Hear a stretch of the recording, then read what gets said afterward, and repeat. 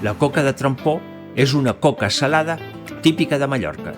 En un bol hi posem l'aigua i hi desfem el llevat. Afegim la farina i la sal. Barregem i incorporem l'oli bagatella.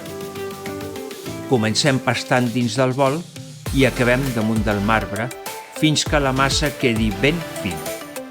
Deixem fermentar tapat amb un drap. Mentrestant, preparem el trempó amb el pebrot verd, el tomàquet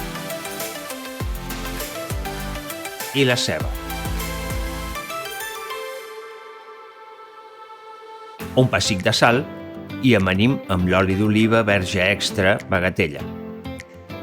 Passades un parell d'hores, estirem la massa i deixem reposar 15 minuts.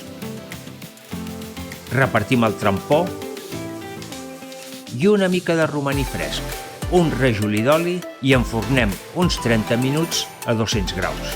Mengeu-la tèbia o freda.